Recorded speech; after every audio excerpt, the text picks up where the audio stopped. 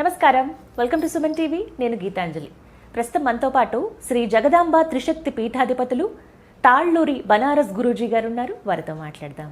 గురుగారు నమస్కారం అండి. నమస్తే అమ్మా. గురుగారు, ఎన్నో సందేహాలు ఉంటాయి, ధర్మ సందేహాలు. కొంతమందికి ఏమిటంటే, మనం ఇన్ని పూజలు చేస్తున్నాము కానీ ఈ దరిద్రం మాత్రం వదలట్లేదు, అంటే ఉన్నా కూడా అనుభవించలేని స్థితిలో కొంతమంది ఉండిపోతూ ఉంటారు. అష్టదరిద్రాలు అని అంటారు. అంటే ఇలా రకరకాలుగా వింటూనే ఉంటాం. ఏదైనా అయితే దరిద్రం వెంటాడుతుంటే ఇంకేం చేస్తాం, ఏ పని అవ్వదు, ఇలాంటి మాటలు పెద్దవాళ్ళు అనడం మేము వినడం అనేది ఇట్లా గమనించున్నాం. అసలు ఎందుకు ఇలా ఉంటుంది? వీటి నుంచి బయటపడే మార్గం దైవపరంగా ఏమన్నా ఉంటుందా? తెలియచేయండి. తప్పకుండా అమ్మ, ఇది చాలా మంచి ప్రశ్న అడిగారు మీరు. ఇది అందరికీ ఉపయోగపడుతుంది ఈ రోజుల్లో. దరిద్రము అనేటువంటి దానికి మనము ఇది అని ఒక అర్థం చెప్పలేం. అంటే దాన్ని మనం ఎలా చూడాలి అంటే, కొంతమందికి డబ్బు ఉండి దానం చేయలేని దరిద్రం ఉంటుంది. అది కూడా దరిద్రంగానే మరి అంతే కదా. ఇప్పుడు ఉన్నదాన్ని 10 మందికి మనం లేని వారికి మనం సహాయం చేయటం మూలకంగా ఆ ఉన్నది ఉపయోగం అవ్వాలి. సరిగ్గా ఉపయోగం కాకుండా అది చెడు మార్గానికి వెళ్ళింది అనుకోండి, అదొక దరిద్రమే కదా. ఇప్పుడు బాగా సంపాదించినటువంటి వాళ్ళు ఉంటారు, వాళ్ళ పిల్లలు లేని పని అలవాట్లు, తీసుకోకూడని ఆహార పదార్థాలు, కానీ దానికి డబ్బులు ఖర్చు పెట్టినట్లుగా ఒక పేదవాడికి సహాయం చేయటంలో వాళ్ళు ఎంత ఖర్చు పెడతారు. సో అదొక దరిద్రం కిందనే మనం ఆలోచన చెయ్యాలి. అంటే ఇప్పుడు సమాజానికి హితవు కానిటువంటివి, సమాజంలో చెడుగా చెప్పినటువంటి వాటి లక్షణాలన్నీ కూడా మనం దాన్ని స్వీకరిస్తూ అది మేము గొప్పగా ఎంజాయ్ చేస్తున్నాము అనేటువంటి దాన్ని ఏమని చెప్పాలి చెప్పండి. అదే గొప్పగా అవుతోంది. ఇప్పుడు అందరూ కూడా దాన్ని ఒక స్టేటస్గా ఫీల్ అవుతున్నారు. కాబట్టి ఇదొక దరిద్రం. ఇంకొకటి, ఒక మంచి పని చేస్తుంటే వాళ్ళు ఏదో ఒక రకంగా ఆ మనిషిని కానివ్వండి, లేకపోతే ఏదైనా మంచి విషయాలు చెప్పినా కూడా విమర్శించే అలవాటు ఉంటుంది. అది భావదరిద్ర్యం. అంటే వాళ్ళ భావాన్ని అర్థం చేసుకోవటం లేదు. చాలా ఇప్పుడు మేము కూడా చెప్తూ ఉంటాం, కొన్ని కింద కామెంట్స్లో వస్తూ ఉంటాయి, గమనిస్తూ ఉంటాము.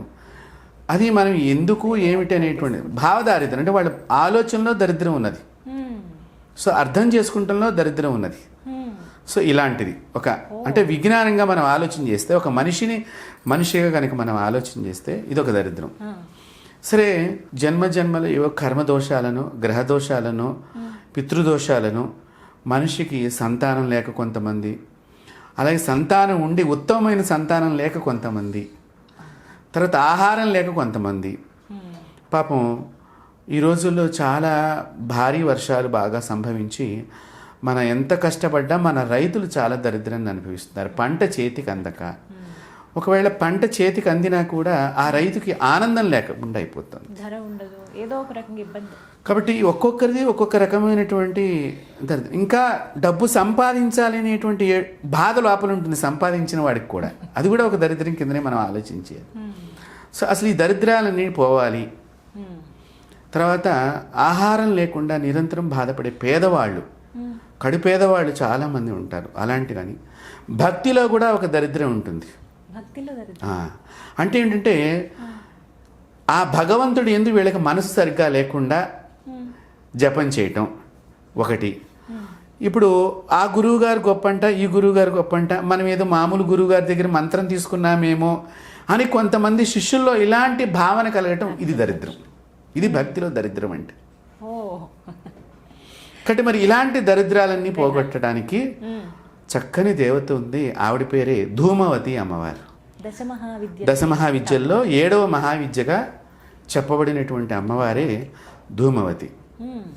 ఈ ధూమవతి అమ్మవారు కూడా చూడటానికి చాలా పేద మనిషిలాగా కనిపిస్తుంది. అవతారము, ఆవిడ రూపము, ఆవిడ ఫేస్ కట్స్, అంటే ముఖ కవళికలు, ఇంగ్లీష్లో ఎందుకు చెప్తున్నా అందరికీ అర్థం అవటానికి, వృద్ధురాల్లాగా ఉండటము, కొన్ని పళ్ళు ఊడిపోయినట్టుగా, ఈ ముడతల చర్మంలాగా కోపంగా చూస్తున్నట్టుగా, కొన్ని చూపులు పక్క నుంచి చూస్తున్నటువంటి ఇలాంటివన్నీ కనిపిస్తూ ఉంటాయి. అంటే ఆ కోపం కూడా ఏంటంటే, లేక బాధపడుతూ ఉండి అవతల పడుతుంటే వీడు కొంచెం లోపల కోపము పెడతాడని రెండు ఆ కోణాల్లాగా ఉన్నట్టుగా కనిపిస్తుంది ఆ మూర్తి. అలాంటి ఆ ధూమవతి అమ్మవారి యొక్క ఆరాధన కనుక ఎవరైతే చేస్తారో వారికి ఈ దరిద్రాలన్నీ తొలగిపోతాయి. ఒక్క సందేహం అడుగుతాను గురువుగారు. మరి దశమహావిద్యలు అంటే శ్రీ విద్య ఉపాసన చేసిన వాళ్ళు మాత్రమే ఇలా అమ్మవారిని ఆశ్రయించాలి, తలుచుకోవాలి, పూజ చేయాలి అని చెప్తున్నారు కొంతమంది. కొన్ని వింటూ ఉన్నాం ఇలా కూడా. మరి ఇలాంటి దరిద్రాలు మేము ఇలా అనుభవిస్తున్నాం నిత్య జీవితంలో అన్నవాళ్ళు ధూమవతి అమ్మవారిని పూజించవచ్చా? తప్పకుండా పూజ చేయవచ్చు. ఇప్పుడు దశమహావిద్యలు ఆరాధన చెయ్యాలి అంటే దానికి మంత్రోపదేశం ఉండి చెయ్యాలి అనేటువంటిది ఒక పద్ధతి మీరు అన్నట్లుగా ఉన్నది. అలా లేకుండా కూడా చేసే పద్ధతి కూడా ఉన్నది. ఇప్పుడు దశమహావిద్యల్లో అందరికీ మేము బీజాక్షరాలు ఇవ్వలేం. ఇప్పుడు మంత్రం ఇవ్వాలన్నా కూడా పరిశీలన చేయమన్నారు శిష్యుణ్ణి. ఇది నేను చెప్పిన మాట కాదు.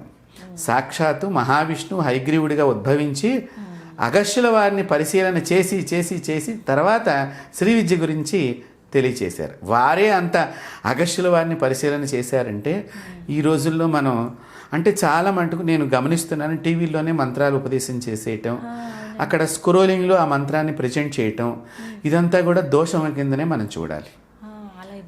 ఇవ్వకూడదు. మంత్రం రహస్యం. ఇప్పుడు మీ యొక్క జస్ట్ ఒక ఫోన్ ఉంది, ఫోన్కి మనం లాక్ ఎందుకు పెట్టుకుంటున్నాము? మరి ఆ నెంబరే మీరు షేర్ చేయటం లేదు కదా, పక్క వారికి ఇవ్వటం లేదు కదా. మరి దానికే అంత రహస్యం ఉన్నప్పుడు ఇది మనిషి, ఈ మంత్రము ఈ మనిషిని బాగు చేయటం కాకుండా వీళ్ళ వంశాన్ని కూడా బాగు చేస్తుంది మంత్రం అనేది. ఆ ఒక్క మనిషితోనే ఈ మంత్ర ప్రభావం ఆగిపోదమ్మా. ఒక ఇంటి లోపల ఒక వ్యక్తి కనుక సరి అయిన గురువుని ఆశ్రయించి మంత్రాన్ని స్వీకరించి ఆ మంత్రాన్ని ఆ గురుదేవులు చెప్పినట్లుగా ఆచరణ చేస్తే కనుక వంశంలో ఒక 3 తరాల వాళ్ళకి సుఖం లభిస్తుంది. ఇది కొత్త విషయం తెలుసుకున్నాను గురువుగారు. 3 తరాలకి. ఎందుకంటే అంత మంత్రం అంతవరకు అంటే ఒక్కడు సవ్యంగా ఆ మంత్రాన్ని జపం చేస్తే వాడి యొక్క ఆర అంతవరకు వెళ్ళగలుగుతుంది. మంత్ర జప ఆర. కాబట్టి అలాంటి మంత్రాల్ని మనం ఎక్కడ పడితే అక్కడ చెప్పులు వేసుకునో తర్వాత టీవీ ముఖతానో ఏదో వేదిక మీదనో అంటే నాకే అన్నీ తెలుసు అన్నట్టుగాను, లేకపోతే నేనే బాగా చెప్పగలుగుతాను, లేకపోతే నేనే సాధన చేశాను అన్నట్టుగాను మనం వ్యక్తపరచకూడదు. దానివల్ల ఆ దేవతకి అవమానం కూడా కలుగుతుంది, బాధపడుతుంది ఆ దేవత. ఇప్పుడు మీరు నన్ను నమ్మారమ్మా, మీ టెలిఫోన్ కోడ్ కూడా నాకు తెలుసు, ఏది ఓపెన్ చేస్తే ఏమేమి వస్తాయి అని చెప్పి మీరు నమ్మి నాకు ఆ ఫోన్ ఇచ్చినప్పుడు నేను మీ జీపే అకౌంట్ నుంచి నేను డబ్బులు ట్రాన్స్ఫర్ చేసుకుంటే ఇంకా మీకు జీవితంలో మళ్ళీ నమ్మబుద్ధి అవుతుంది? ఒక చిన్న ఉదాహరణ ఇది. మరి అలాంటిది దేవత మనల్ని నమ్మి మనకి కొన్ని ఇచ్చినప్పుడు అవి రహస్యంగా ఉంచుకుని లేని వారి యొక్క బాధను తీసివేయడానికి మాత్రమే ఈ శక్తిని ఉపయోగించాలి. అంటే దీన్ని ఎంత పరమ పవిత్రంగా ఆలోచన చేయాలో చూడండి. అలాంటి శక్తి కలిగినటువంటి దేవతల్ని దశమహావిద్యల్లో చెప్పారు. ఆ దేవత నామమంత్రాలతో పూజ చేయవచ్చు. నామమంత్రాలు వేరు, వేద మంత్రాలు వేరు, బీజాక్షర మంత్రాలు వేరు, గాయత్రి మంత్రాలు వేరు. మళ్ళీ దీనిలో కూడా ఒక్కొక్క దేవతకి ఒక్కొక్క గాయత్రి ఉన్నది.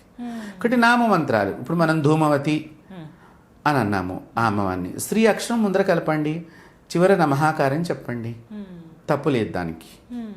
అలా కూర్చొని చేసుకోండి. ఎందుకు తొలగదు దరిద్రం అనేది? ఎన్నిసార్లు చేయాలి, ఎలా చేయాలి, ఎప్పుడు చేయాలి? అంటే ఈ అమ్మవారి సాధన చేయటానికి సహజంగా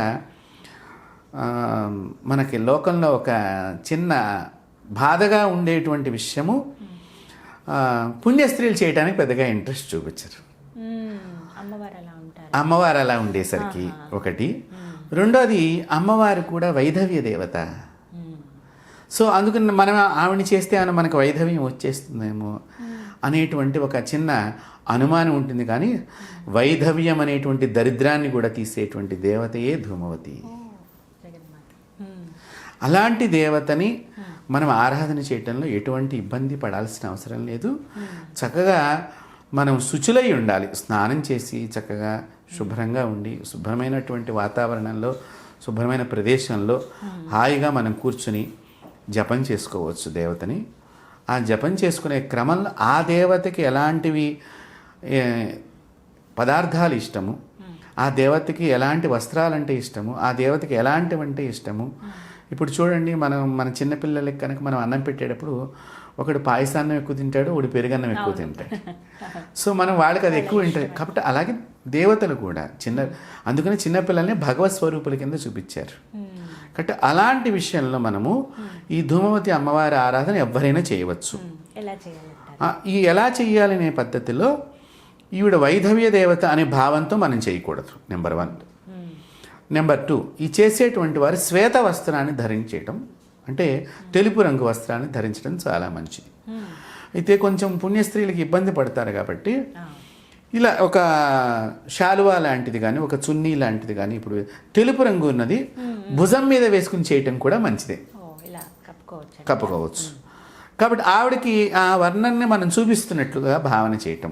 ఇప్పుడు తెలుపుకి రకరకాల బార్డర్స్ లాగా పెట్టుకోవచ్చు చక్కగా ఎరుపు రంగు బార్డర్తో తెలుపు రంగు చీర, పువ్వులు ఎరుపు పువ్వులు కానీ, బ్లూ కలర్ పువ్వులు కానీ, ఇలా ఇప్పుడు మన చందనపు రంగు కూడా దీన్ని ధరించవచ్చు, లేత గంధపు రంగు, ఇలాంటివి ధరించడం ఒకటి.